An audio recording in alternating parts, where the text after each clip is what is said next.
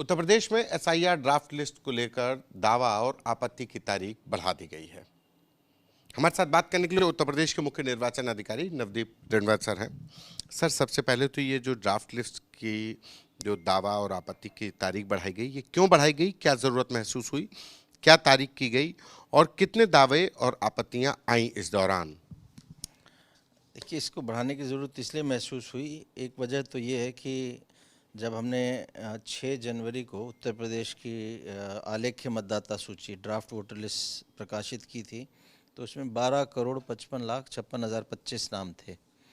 और जो उत्तर प्रदेश की अनुमानित जनसंख्या है, लोग 25 करोड़ के आसपास का अनुमान लगाते हैं, और उसमें 18 वर्ष से ऊपर का लगभग 16 करोड़ या इससे ऊपर के संख्या। तो ऐसा एक बड़ा गैप लग रहा है कि अनुमान और जो वास्तव में हमारे मतदाता हैं। तो ऐसा लग रहा था कि बड़ी संख्या में लोग वोटर लिस्ट से बाहर छूट गए हैं या जो उन्होंने अभी इसमें नहीं आए। तो ये देखा गया कि पिछले काफ़ी दिनों से प्रतिदिन, पहला शुरुआत हुई थी 6, 7, 8 फरवरी को केवल 20,000, 30,000, 40,000 फॉर्म 6 आ रहे थे नए व्यक्तियों के नाम जुड़ने के। अब ये मोमेंटम पकड़ गया है, तो 1 लाख, 1.5 लाख, 2 लाख और कल की बात करें तो 3.5 लाख व्यक्तियों ने एक ही दिन में फॉर्म 6 भरा है उत्तर प्रदेश में। तो राजनीतिक दलों के साथ हमने 27 जनवरी को बैठक की थी। हम लोगों ने 5-6 बार जब से एसआईआर शुरू हुआ है राज्य स्तर पे बैठक की है। तो सभी एक मत थे, सभी राजनीतिक दल, की ये जो दावा आपत्ति की समय अवधि और बढ़ानी चाहिए। अभी भी बहुत लोग बाहर हैं और अपना नाम देना चाहते हैं, तो उनका नाम अगर एसआईआर के दौरान ही आ जाए तो भविष्य में जब भी एसआईआर होगा तो उनको लाभ होगा कि उनका फाइनल वोटर लिस्ट में नाम आया है एसआईआर का। तो इस वजह से हमने अनुरोध किया था भारत निर्वाचन आयोग से, और उसको भारत निर्वाचन आयोग ने उस पर निर्णय लिया है। और अब हमारा उत्तर प्रदेश में दावा और आपत्ति की अवधि 1 महीने और बढ़ गई, और अब 6 मार्च तक उत्तर प्रदेश में कोई भी व्यक्ति फॉर्म 6, 7 या 8 दे के एसआईआर में अपना नाम बढ़वाना है, किसी की आपत्ति करनी है या कुछ संशोधन करवाना है, वो करवा सकता है। फिर ये फाइनल जो लिस्ट आएगी एसआईआर की, तो वो भी तारीख कितनी होगी? अंतिम जो मतदाता सूची हमारी प्रकाशित होगी, फाइनल इलेक्टोरल रोल, वो 10 अप्रैल 2026 को होगी। इसका कारण ये है कि दावा आपत्ति तो एक तरफ कार्रवाई चली रही है, जिन लोगों के नाम नहीं थे ड्राफ्ट वोटर लिस्ट में वो जुड़वा रहे हैं। दूसरी तरफ एक कार्रवाई ये चल रही है कि जिनके नाम आए ड्राफ्ट वोटर लिस्ट में, बट वो लोग अपनी मैपिंग पिछले ड्राफ्ट वोटर लिस्ट से नहीं करवा पाए, जो 2003 का उत्तर प्रदेश में जब एसआईआर हुआ था। तो ऐसे 1 करोड़ 4 लाख लोग थे जिनकी मैपिंग नहीं हुई थी। 2 करोड़ 22 लोग ऐसे थे जिनकी मैपिंग हुई, बट उसमें कुछ कमियां थी, डिस्क्रिपेंसीज थी।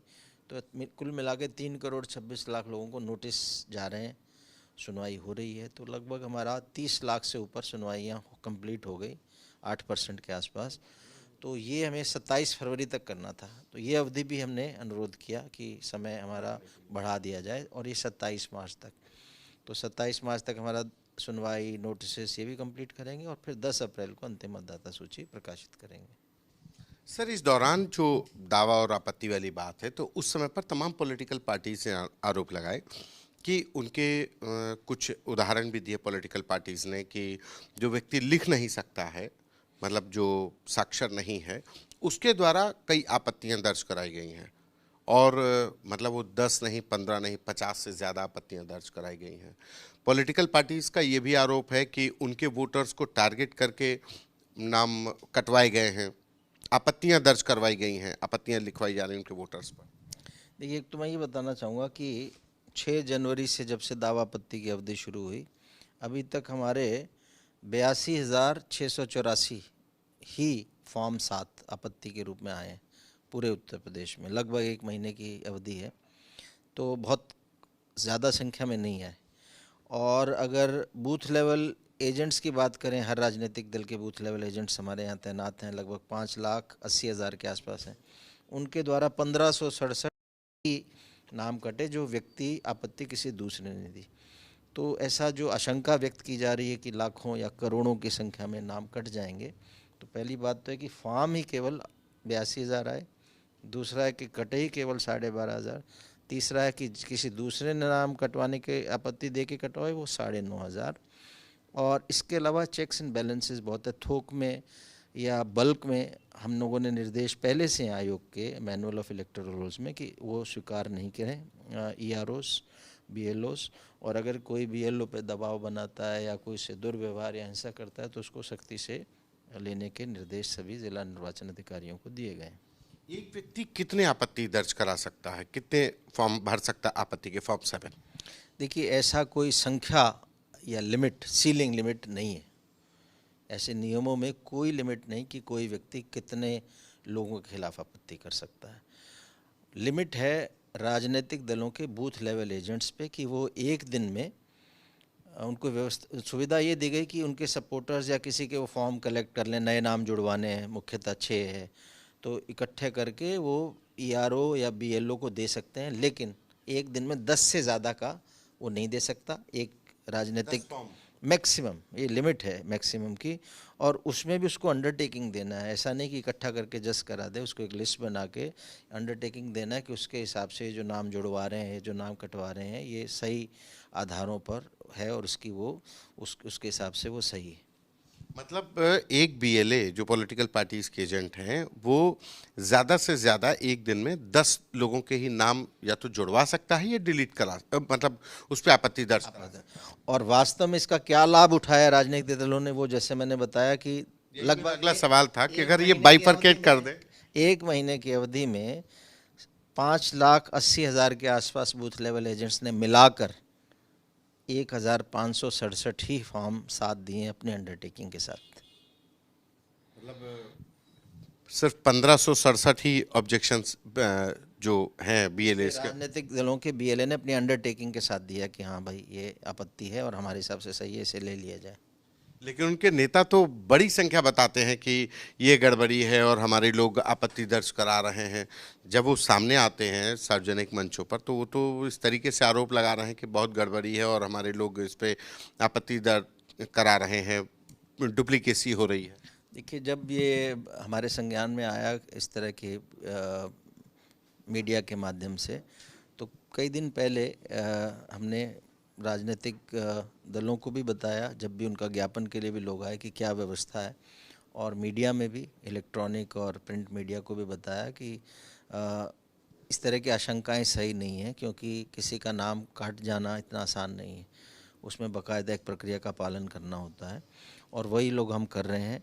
जैसे गणना चरण में जब 2,88,00,000 से अधिक का नाम, बहुत बड़ा आंकड़ा है, पूरे उत्तर प्रदेश में कटा, लेकिन हमने देखा कि किसी भी गांव, किसी भी शहर, किसी भी मोहल्ले, किसी भी समुदाय से ऐसी एक भी शिकायत नहीं आई कि बड़ी संख्या में कोई टारगेट करके गलत नाम काट दिए गए। जहाँ गलतियाँ हुई वहाँ इक्का दुक्का इंडिविजुअल केसेस थे जो बीएलओ ने गलती की, जहाँ जहाँ हमारे संज्ञान में आया हमने कार्रवाई की, हमने वहाँ उसको सही किया। लेकिन आपने देखा होगा मीडिया में कहीं भी ऐसा नहीं है, नहीं कहीं से कंट्रोवर्सी या शिकायत या राजनीतिक दलों ने भी नहीं की। हम तो उनके साथ लगातार बैठक कर रहे हैं, 5-6 बैठक हम कर चुके 27 अक्टूबर के बाद से अब तक। तो वैसे ही उस समय भी आशंकाएं बड़ी व्यक्त की जा रही थी कि टारगेट करके पार्टी विशेष के, समुदाय विशेष के नाम कट जाएंगे, बट ऐसा नहीं हुआ।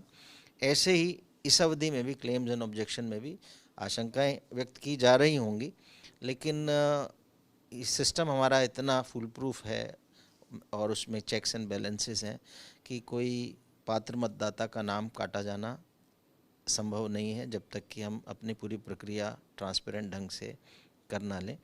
फॉर्म 6, 7, 8 जब भी भर रहे हैं हम लोग प्रतिदिन, उसकी बाकायदा एक लिस्ट निकलती है जो इलेक्टोरल रजिस्ट्रेशन ऑफिसर के ऑफिस के नोटिस बोर्ड पर चस्पा होती है, जो ज़िला निर्वाचन अधिकारी के वेबसाइट पे जिसको लगाया जाता है, मुख्य निर्वाचन अधिकारी के वेबसाइट पे लगाया जाता है। आज भी अगर हम चाहें तो मुख्य निर्वाचन अधिकारी उत्तर प्रदेश के वेबसाइट पे जाकर किसी भी ज़िले को सिलेक्ट करें, उस ज़िले में किसी भी विधानसभा को सिलेक्ट करें, किसी भी तिथि को सिलेक्ट करें, तो आप देख सकते हैं कितने फॉर्म 6 आए नाम जुड़वाने के लिए, कितने फॉर्म 7 आए नाम कटवाने के लिए।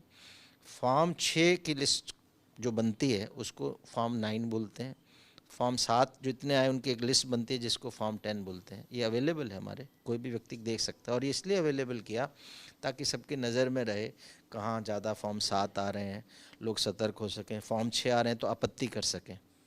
तो ऐसा जो आशंकाएं हैं निर्मूल साबित होंगी। एक सवाल ये कि जो जैसे मेरे ही नाम पर मान लीजिए कोई आपत्ति गई है और 10, 12, 15 आपत्ति हैं और मुझे नहीं पता है, कई ऐसे मामले आए कि उन लोगों के द्वारा कहा गया कि हम तो लिख पढ़ भी नहीं सकते, हम निरक्षर हैं, लेकिन उनकी तरफ से कई आपत्तियां की गई, तो उसमें कानूनी कार्रवाई होगी? देखिए, ऐसी स्थिति में अगर किसी व्यक्ति के नाम से कोई दूसरा हस्ताक्षर करता है तो ये एक अपराध है और ये उस व्यक्ति का राइट है कि वो उसमें बाकायदा कानूनी प्रक्रिया अपनाए। जिसके नाम से इस तरह का हुआ है तो कानून अपनी कार्रवाई करेगा। चुनाव आयोग उसमें क्या स्टैंड है? हमारा स्टैंड तो ये है कि सबसे पहले अगर कोई भी आपत्ति आ रहा है ये देख लें कि उसी व्यक्ति ने दिया है कि नहीं, और इसके लिए इसको इंश्योर करने के लिए प्रक्रिया ये है कि नोटिसेस जाएंगे उस व्यक्ति को जिसने आपत्ति की, जिस व्यक्ति का नाम के विरुद्ध आपत्ति दोनों को जाएगी, फिर डेट लगेगी, जिसने आपत्ति की उसे साक्ष्य का अवसर मिलेगा कि वो आपत्ति कर रहा है तो अपना साक्ष्य दे। तो अगर किसी गलत अगर आ गया तो इसी प्रक्रिया में वो चीज़ निकल के बाहर आ जाती है कि यदि किसी व्यक्ति को कह रहा है कि मैंने नहीं दिया तो अगर नोटिस जाएगा तो बोल सकता है। और वैसे भी हमने ये निर्देश एक आयोग के हैं कि आप बल्क में एक्सेप्ट नहीं करेंगे फॉर्म्स, चाहे फॉर्म 6, 7, 8 हो।